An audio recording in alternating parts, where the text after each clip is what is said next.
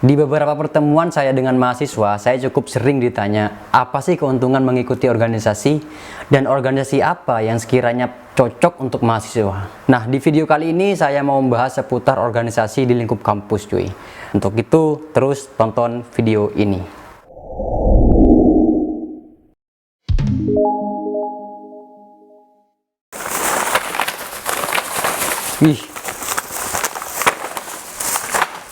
Cuy, kembali lagi bersama saya Kampret Populer di segmen Gibah, makan sambil gibah.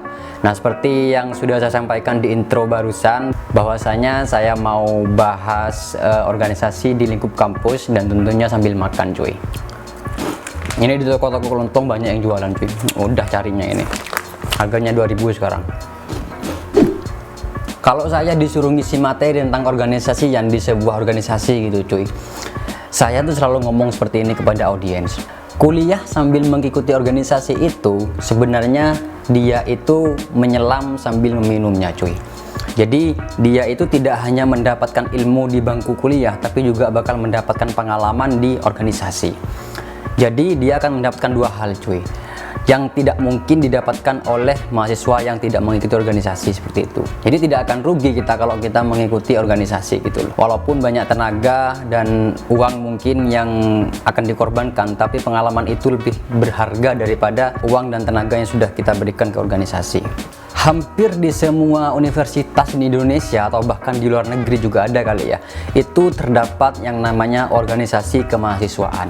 Organisasi kemahasiswaan ini biasanya di dalam kampus di Indonesia ini ada dua, cuy, yaitu organisasi intra kampus atau disingkat dengan Ormik, terus ada organisasi ekstra kampus atau disingkat dengan Ormex.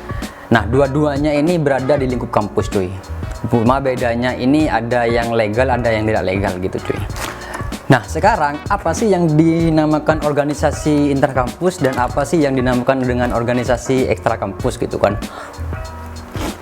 Organisasi intrakampus adalah organisasi yang berada di lingkup kampus, cuy.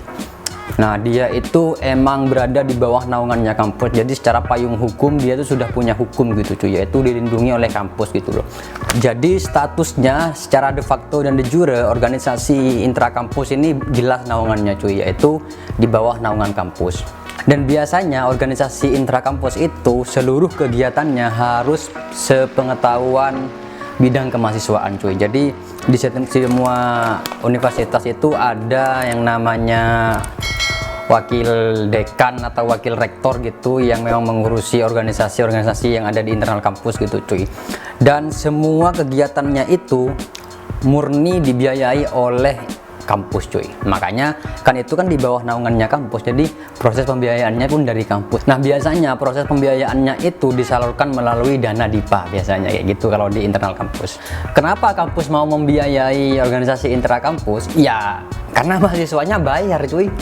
Mereka bayar UKT atau SPP gitu loh. Jadi wajar aja kalau kampus itu membiayai kegiatan-kegiatan yang ada di lingkup kemahasiswaan atau organisasi kampus gitu, cuy. Biasanya kegiatan-kegiatan organisasi intrakampus itu ya kebanyakan itu berbentuk seremonial ya, kayak seminar, terus ada talk show dan juga pelatihan-pelatihan yang sekiranya mengembangkan kreativitas mahasiswa gitu. Tidak hanya itu juga, ada juga beberapa organisasi intrakampus yang melakukan kegiatan atau program kerja itu berbasis pengabdian.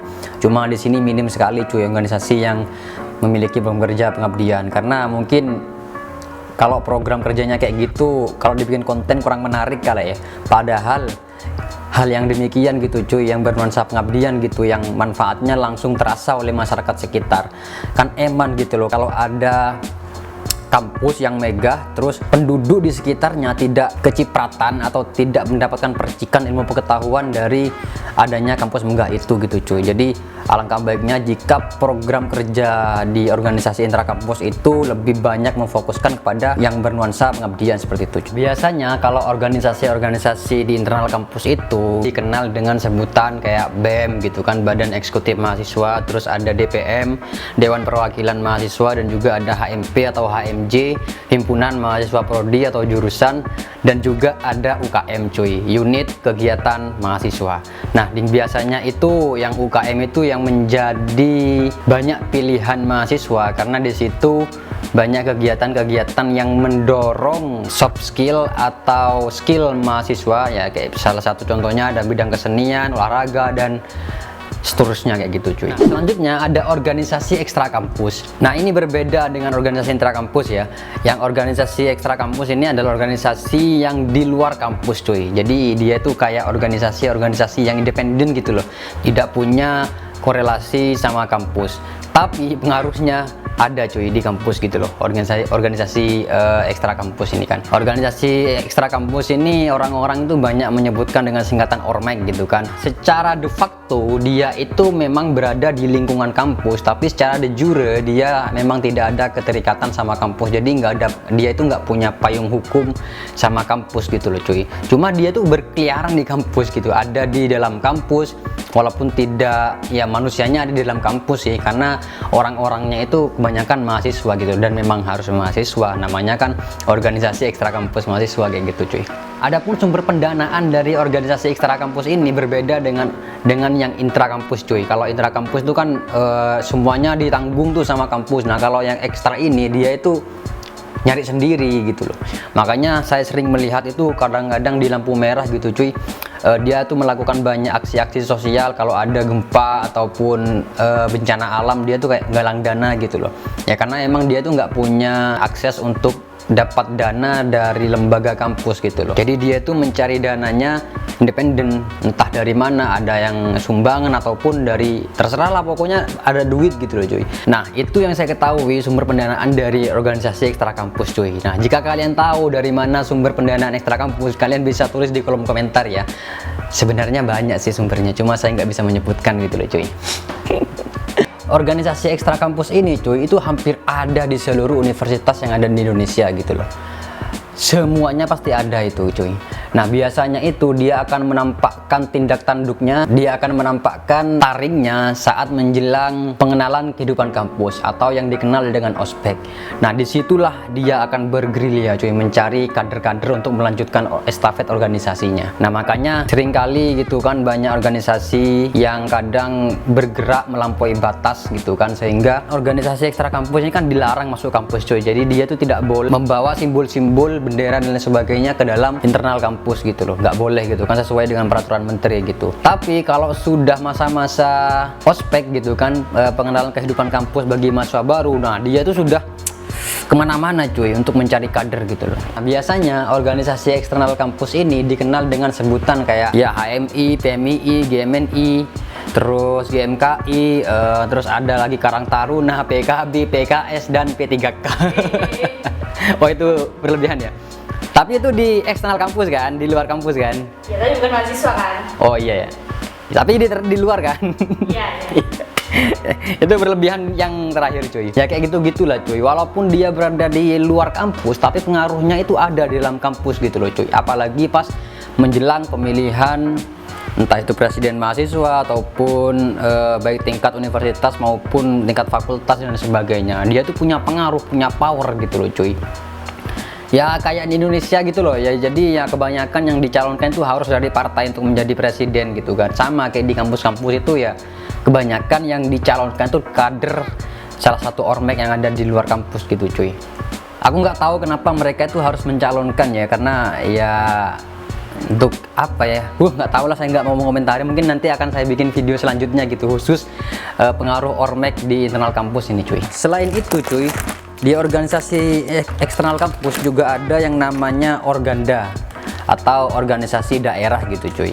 Nah, ini juga tidak ada korelasinya juga sama kampus, cuma dia secara de facto dia itu ada juga di lingkungan kampus. Konon kabarnya ya, organda ini kayak organisasi yang khusus satu daerah. Contohnya saya kan dari daerah A. Nah, di kampus itu akan membentuk suatu perkumpulan atau serikat yang sekiranya nanti mengumpulkan orang-orang yang sama satu daerah gitu cuy. Ya namanya juga sesama satu perantauan, sesama di satu kampus. Ya namanya juga satu nasib gitu cuy, berada di perantauan yang sama. Jadi sesama satu daerah harus saling solid dan sebagainya. Makanya mereka itu membuat perkumpulan gitu cuy. Nah, itu gambaran organisasi-organisasi yang ada di lingkup kampus cuy. Selanjutnya, apa sih keuntungan mahasiswa yang mengikuti organisasi di kampus? Ya banyak lah, apa yang nggak ada di organisasi? leadership, public speaking, relasi dan sebagainya. Banyak leadership, kemampuan atau keterampilan memimpin gitu loh cuy, dan itu harus melalui praktek, salah satunya di organisasi gitu. Kadang tidak hanya itu yang kita dapatkan saat mengikuti organisasi. Kalau kalian beruntung itu pasti kalian akan mendapatkan jodoh gitu loh, karena kebanyakan itu ya namanya di organisasi ya, jadi semua kalangan itu hadir cuy, tidak hanya satu kelas. Kalau kalian di satu kelas itu kan ya orangnya itu aja gitu loh, nggak berubah. Tapi kalau di organisasi kalian bakal bertemu banyak orang gitu, dan di situ ada potensi untuk kita mendapatkan jodoh cuy. Itu pun kalau kalian ganteng sih ataupun cantik. Tapi yang terpenting dari ganteng atau cantik adalah kaya. Kalau kalian kaya, udah 50% hidup kalian bakal diakui oleh masyarakat. Selamat Anda kalau jadi orang miskin. Selamat berjuang. Di organisasi tidak hanya mendapatkan kemampuan leadership cuy, tapi juga bisa meningkatkan kemampuan skill kita gitu loh, meningkatkan skill-skill kita yang lama terpendam namun tidak punya wadah untuk menajamkan gitu loh. Di organisasi ini bisa cuy, kan saya sudah ngomong tadi di awal bahwa ada yang namanya UKM, unit kegiatan mahasiswa. Kalau kalian menyukai kesenian silahkan ikut UKM kesenian, kalau kalian suka menulis silahkan ikut UKM yang berbasis kepenulisan atau jurnalistik dan sebagainya. Kalau kalian suka fotografi ya ikut komunitas ataupun UKM yang bergelut di bidang sinematografi atau lain sebagainya kayak gitu cuy. Tapi kalau kalian suka bikin onar, nah di situ UKM-nya belum ada. Jadi kalian punya potensi untuk bikin UKM yang bernuansa meresahkan masyarakat. Nanti UKM-nya dikasih nama UKM sampah masyarakat, contohnya kayak gitu kan bisa cuy, ada potensi. Nah kayak gitu cuy, jadi banyak organisasi-organisasi di kampus itu, baik itu internal maupun eksternal, itu yang akan meningkatkan skill kalian gitu loh. Organisasi apapun pasti akan memberikan pengalaman kepada kalian yang tidak mungkin kita dapatkan di dalam kelas. Makanya saya pribadi mau menyarankan kepada semua di sini yang menonton video ini, kalau kalian kuliah ikuti organisasi, kalian nggak bakal rugi gitu loh. Ya mungkin tidak akan mendapatkan impact secara langsung saat mengikuti organisasi, tapi yakinlah di suatu hari nanti kalau kalian sudah keluar dari kampus tersebut, maka kalian akan sedikit terlolong. Toh di dunia kerja yang dicari itu bukan seberapa tinggi IP-mu gitu loh, tapi ada nggak pengalaman organisasinya gitu loh. Itu akan jadi perhitungan juga cuy kalau dalam dunia kerja. Itu kata dosenku sih ngomong kayak gitu. Buat kalian yang sudah terlanjur mengikuti organisasi, harus bisa mengelola waktu dengan baik gitu loh. Jangan sampai kalian karena sudah cinta sama satu organisasi terus kuliah kalian diabaikan, jangan kayak gitu cuy. Ingat ya, tujuan kalian dari rumah ke kampus itu adalah kuliah, bukan ikut organisasi. Jadi kalau saya mau mempresentasikan itu kuliah 60, organisasi 40 gitu loh. Karena di situ sama-sama memberikan pengetahuan gitu loh cuy, untuk meningkatkan skill kita gitu loh. Ingat ya, semua organisasi adalah baik, orangnya yang kadang buruk cuy. Jadi ikutilah organisasinya, jangan ikuti orang-orangnya. Gila, kalau orangnya jelek yang diikuti cuy, jelek perbuatannya maksudnya. Oke, sekian dari saya cuy. Wassalamualaikum warahmatullahi wabarakatuh. Binjai KW.